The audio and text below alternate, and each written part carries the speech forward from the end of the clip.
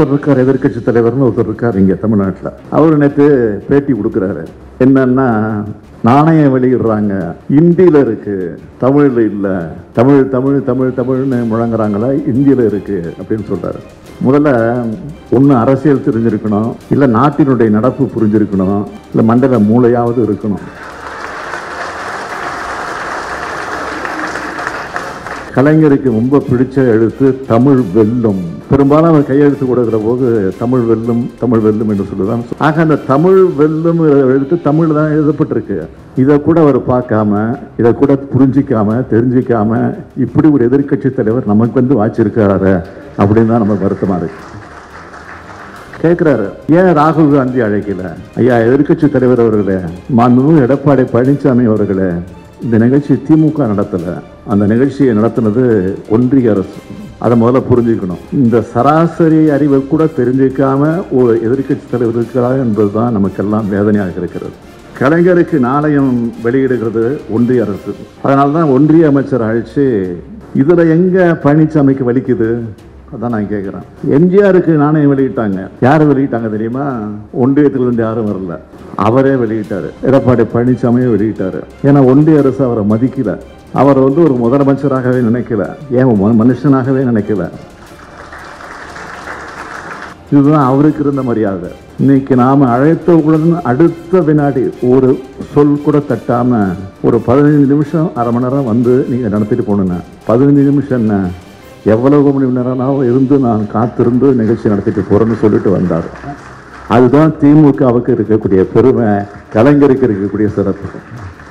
அம்மா அம்மா அம்மா அம்மான்னு போந்துக்கிட்டு இருக்காங்கல்ல அதிமுகவினர். இப்போ பாக்கெட்ல எல்லாம் படத்தை வச்சுக்கிட்டு பூஜை பண்ணிக்கிட்டு இருக்காங்கல்ல, அந்த அம்மையார் இறந்து எத்தனை வருஷம் ஆச்சு? நான் கேட்குறேன், இது வரைக்கும் அவர்களால், அந்த அம்மையார் அவர்களால் வளர்க்கப்பட்டவர்கள், உருவாக்கப்பட்டவர்கள் ஒரு இளைஞர் கூட்டமாவது நடத்திருக்காங்களா?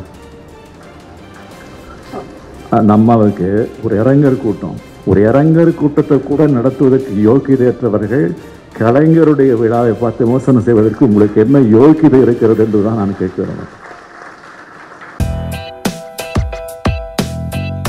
நேற்றைய தினம் நடந்த நிகழ்ச்சி நாணய வெளியீடு விழா. நாணயம் அறிவாலயத்தில் வந்தாச்சு. யார் வேணாலும் எப்போ வேணாலும் போய் 100 ரூபா நாணயம் தான், ஆனால் அதனுடைய மதிப்பு 10,000 ரூபாய். மதிப்பே கிடையாது. யார் வேண்டுமானாலும் சென்று 10,000 கொடுத்து அறிவாலயத்தில் அதை பெற்றுக்கொள்ளலாம். ஏன்னா காந்தி அவர்கள் நேற்று முடிந்த மாவட்ட செயலக கூட்டத்தில் நான் 1 லட்ச ரூபா தரேன்னு சொன்னார். அவர் என்ன 1 லட்சம், நான் 10 லட்சம் கூட கொடுத்து வாங்கி வர.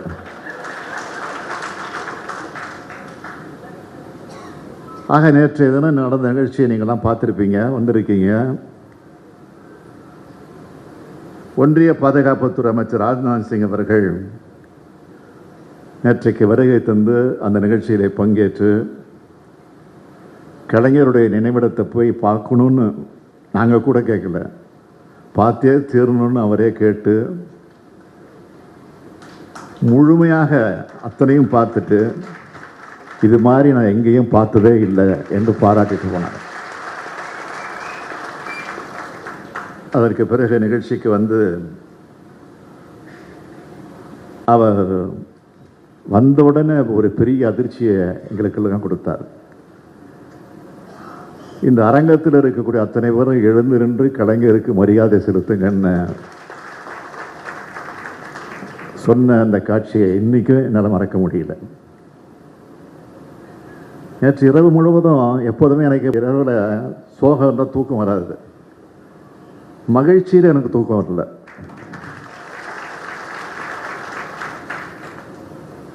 ஆக பாதுகாப்புத்துறை அமைச்சர் ராஜ்நாத் சிங் அவர்களோட நேற்றைய உரை உள்ளபடியே கூட்டணி கட்சி தலைவர்கள் பேசினா என்ன பேசுவாங்களோ அதை விட அதிகமாக திமுக காரன் பேசுறதை விட அதிகமாக சிறப்பாக தலைவர் கலைஞரை பற்றி அவர் பேசினது உள்ளபடியே வரலாற்றில் பொறிக்கத்தக்கக்கூடிய உரையாக அந்த உரை அமைந்துச்சு.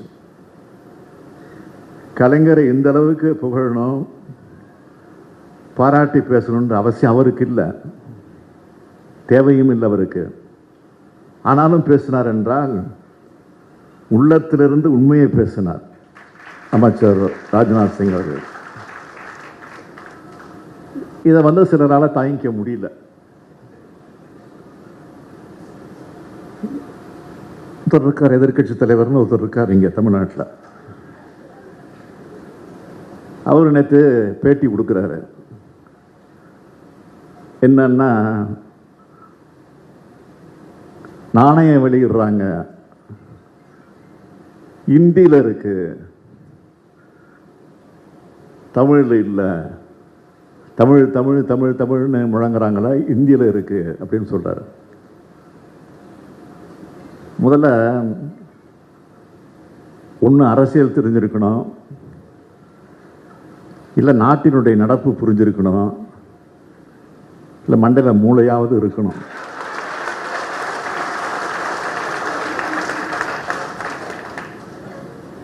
அந்த நிகழ்ச்சி எப்படி நடக்குதுன்னா, மத்திய அரசு அனுமதி கொடுத்து மத்திய அரசின் மூலமாக நடைபெறக்கூடிய நிகழ்ச்சி. அந்த நிகழ்ச்சி ஏற்கனவே பல பேருக்கு நாணயங்கள் வெளியிடப்பட்டிருக்கிறது. மறைந்த எம்ஜிஆர் அவர்களுக்கு நாணயம் வெளியிடப்பட்டிருக்கிறது. அதேபோல நம்முடைய பேரறிஞர் பெருந்தகை அறிஞர் அண்ணா அவர்களுக்கு நாணயம் வழங்கப்பட்டிருக்கிறது. அந்த நாணயத்தெல்லாம் ஒருவேளை அவர் பார்த்துருக்க மாட்டார்னு நினைக்கிறேன். அதை எடுத்து பாருங்க. எல்லா தலைவர்களுக்குமே நாணயம் வெளியிடுகிற போது ஒன்றிய அரசு இந்தியில் தான் எழுதி அப்புறம் ஆங்கிலத்தில் எழுத்துக்கள் அமைஞ்சிருக்கும். ஆனால் அண்ணா அவர்களுக்கு நாணயத்தை வெளியிடுகிற போது தலைவர் கலைஞர் என்ன செஞ்சாருன்னா, யாரும் செய்யாத ஒரு அதிசயத்தை செஞ்சார். அண்ணாவோட தமிழ் கையெழுத்து அதில் இடம்பெற வேண்டும் என்று சொல்லி அண்ணாவோட தமிழ் கையெழுத்து அந்த நாணயத்தில் வெளியிட்டு அதற்கு பிறகு தான் அது வெளியிடப்பட்டது. அது மாதிரி தான் தலைவருடைய கலைஞருடைய நாணயத்தை வெளியிடுகிற போது கலைஞருக்கு ரொம்ப பிடிச்ச எழுத்து தமிழ் வெல்லும்.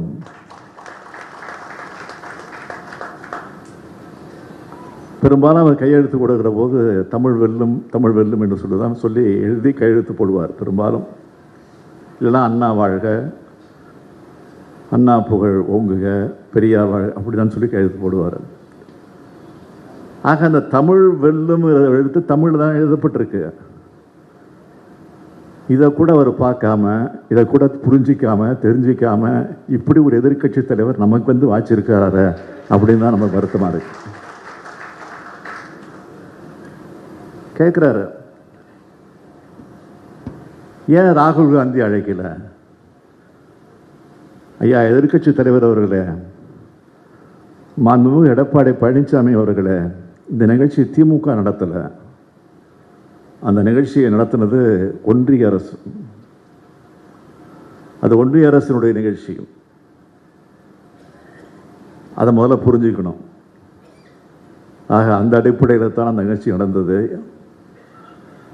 இந்த சராசரி அறிவை கூட தெரிஞ்சிக்காம ஒரு எதிர்கட்சி தலைவர் இருக்கிறார் என்பதுதான் நமக்கெல்லாம் வேதனையாக இருக்கிறது. கலைஞருக்கு நாணயம் வெளியிடுகிறது ஒன்றிய அரசு. அதனால்தான் ஒன்றிய அமைச்சர் அழைச்சி அந்த நிகழ்ச்சியை நாங்கள் சிறப்பாக நடத்தி முடிச்சிருக்கிறோம். இதில் எங்க பழனிசாமிக்கு வலிக்குது? அதான் நான் கேட்குறேன். எம்ஜிஆருக்கு நாணயம் வெளியிட்டாங்க. யார் வெளியிட்டாங்க தெரியுமா? ஒன்றியத்திலிருந்து யாரும் வரல, அவரே வெளியிட்டார். எடப்பாடி பழனிசாமியே வெளியிட்டார். ஏன்னா ஒன்றிய அரசு அவரை மதிக்கல.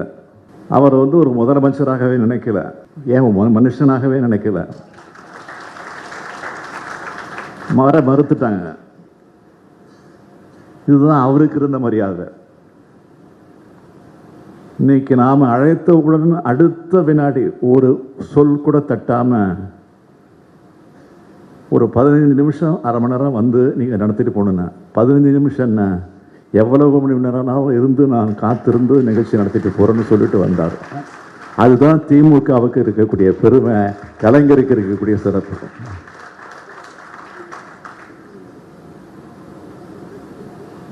இன்னொன்னும் சொல்லணும்.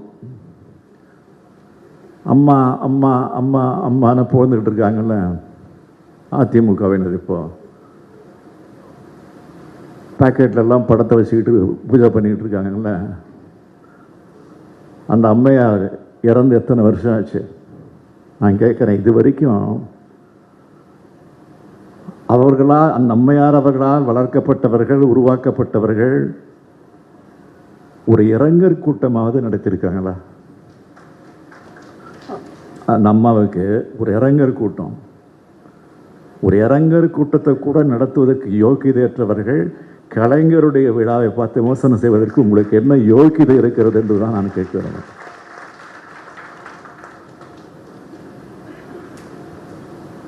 ராஜ்நாத் சிங் அவர்களை நாம் அழைச்சதுனால ஏதோ பாஜகவோட நம்ம உறவு வச்சுக்க போகிறோம் அப்படின்னு ஒரு செய்தியை கிளப்பி விட்டுருக்காங்க. இது மீடியாவுக்கு ஒரு தீனி. ஒவ்வொரு ஊடகங்களும் ஒவ்வொரு கோணத்தில் பேசிக்கிட்டு இருக்கிறாங்க. திட்டினாலும் திமுக தான், வாழ்த்தினாலும் திமுக தான். நாங்களாம் ரகசிய உறவுலாம் வச்சுக்க வேண்டிய அவசியமே இல்லை. அம்மையார் இந்திரா காந்தி அவர்களை சொன்னாங்க, கலைஞரை பொறுத்த வரைக்கும், திமுகவை பொறுத்த வரைக்கும் எதிர்த்தாலும் கொள்கையோடு எதிர்ப்பார், ஆதரித்தாலும் கொள்கையோடு ஆதரிப்பார் என்று சொல்லியிருக்கிறார். அதே போன்னே போதுங்கிறது. அந்த அளவுக்கு மாவட்ட செயலர் கூட்டத்தில் கூட நாங்கள் தீர்மானம் கூட போட்டிருக்கிறோம். முதல்ல பழனிசாமி அவர்கள் அதை படிக்கணும். பழனிசாமி மாதிரி ஊர்ந்து போய் பதுங்கி போய் பதவி வாங்குகிற புத்தி திமுகவுக்கு கிடையாது. எல்லோருக்கும் உரிய மரியாதையை நாங்கள் கொடுப்போம். அதுக்காக நிச்சயமாக சொல்கிறேன், உறுதியாக சொல்கிறேன், அண்ணா மீது ஆணையிட்டு சொல்கிறேன், நமக்கென்று இருக்கக்கூடிய உரிமையை ஒரு நாளும் விட்டு கொடுக்க மாட்டோம். இதுதான் அண்ணாவும் கலைஞரும் நமக்கு போட்டு தந்திருக்கக்கூடிய பாதை. அப்படிப்பட்ட இயக்கத்தை சார்ந்த குடும்பத்தில் தான் இன்றைக்கு இந்த மனவிழா நிகழ்ச்சி நடைபெறுகிறது. இங்கே கூட தம்பி உதயநிதி ஸ்டாலின் அவர்கள் பேசுகிற போது சங்கருக்கு கோபம் வந்துருங்கிற பயத்திலே வந்தேன்னு சொன்னார். நானும் அப்படிதான்.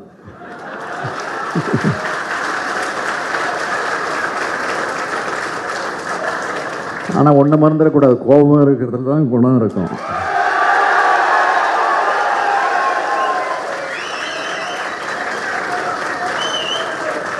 சங்கரை நான் கேட்டுக்கிறேன், இப்படிலாம் பேசுகிறாங்களன்னு நீ கோபத்தை குறைச்சிடாதீங்க. கட்சிக்குன்னு ஒரு பிரச்சனை வருகிற போது பெரிய கோபம் வந்தே தீரணும்.